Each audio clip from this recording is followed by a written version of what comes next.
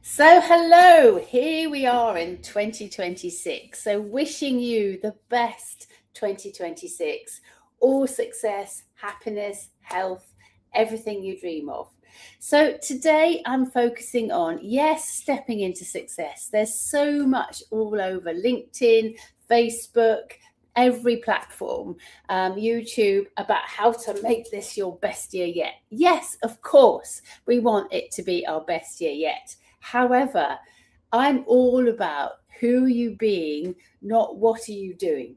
So we all want to be that person in order to do what we want to do, to have what we want to have. And so that's what my focus is today.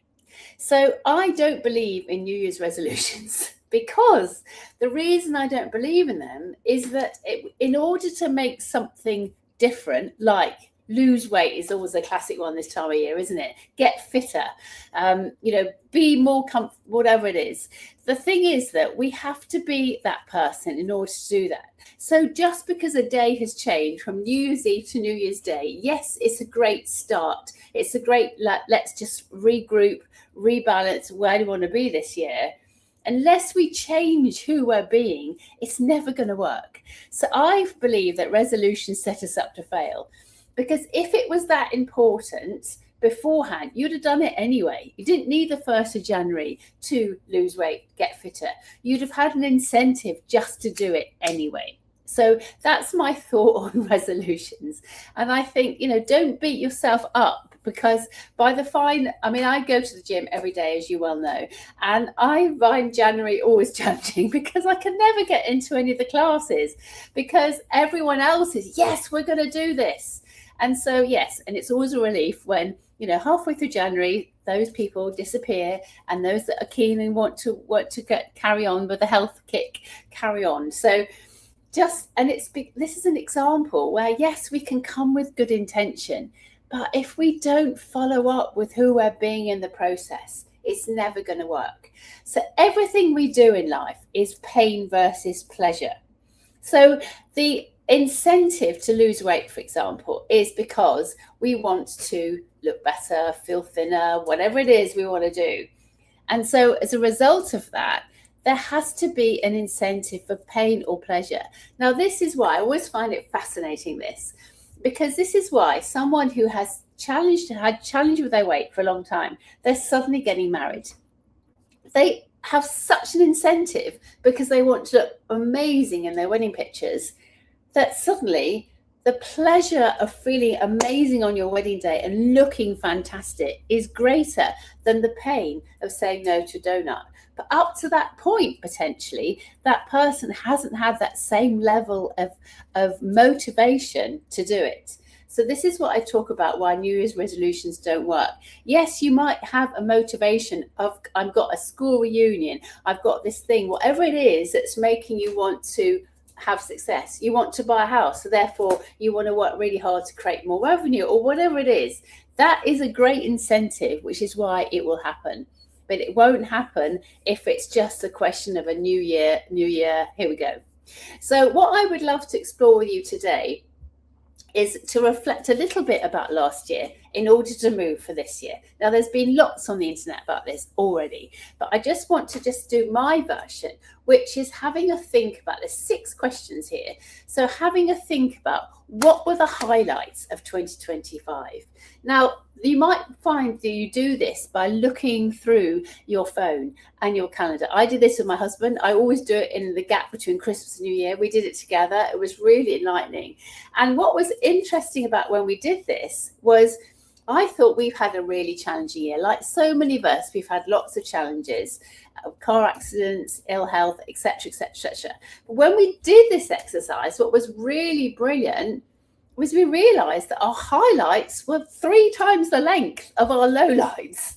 So sometimes it's really great to look back to get that impression of actually what is the reality opposed to what our brain thinks is the reality. So what we did was we went through all our photos and our calendar, and it's amazing how you forget what happened in January last year, February, March, April. Often we focus so much on what's happened recently.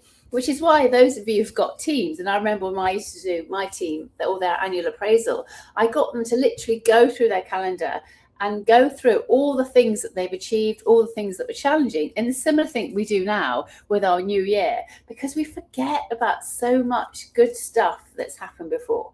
So have a look at the highlights, and have a look then, when you've done the highlights, have a look at the lowlights. What were the challenges? Now, we've all had challenges.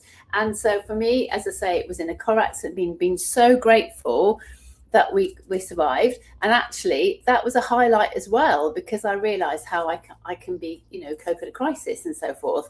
And actually, the highlight was, oh my goodness, this has just put everything into perspective. So what are the lowlights? And that's not to stay in that place, but it's just to notice, because often your lowlights, the things you find most challenging, is your actual highlights of how you stepped up. Our setbacks are our setups. So often, and we discover this, all the challenges we have faced in the year, actually they had some great highlights attached to it, of actually we rose above this, we dealt with this, we managed this, we united us as a couple, etc., etc., etc. So have a look, think of your lowlights, but actually in terms of the third question was, what was the learning? What did you learn there? Now, for me, I learned actually I'm okay in a crisis. I can step up in a crisis. Sometimes I get quite overwhelmed day to day, but that's okay, because I understand how to manage that day to day as well. But I think sometimes we don't acknowledge ourselves. What are our strengths? And, I'm all about building our strengths, focusing on our strengths. And if we can, outsource our weaknesses, because some weaknesses we're never going to manage. I know I'm not good at kind of spreadsheets and that stuff. I do it because I need to, because I have a business, but I have someone helps me do all that, because that's their genius zone. So why would I not get some help from those genius people for things that I'm not good at, and other things I can do okay. So and then part of that is the learning. So the highlights, the lowlights, and then the learning from those. And then we can look forward to now. Now is 2026, and I keep saying last year, thinking it's 2024. Last year is 2025. I know that's obvious, but sometimes it takes some time to realize, where we're at. So what are you going to stop? So what didn't serve you last year? Now, I'm all about building relationships, and so I think that is what I really want to stop the hassle, stop the kind of pushing. Get in the right energy. So what are you going to stop? And it could be stopping working late. It could be stopping scrolling through your phone at 10 o'clock at night before you go to sleep.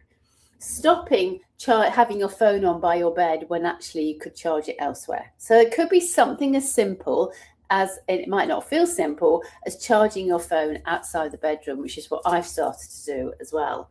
So, or it could be stopping, having people in our lives that sadly don't energize us, and having, making less time for people that actually doesn't serve us, and spending more time with those that we love, energize us. Those radiators that give us excitement whenever we're with them, and those icebergs we feel completely exhausted when we're with them. So what are you going to stop?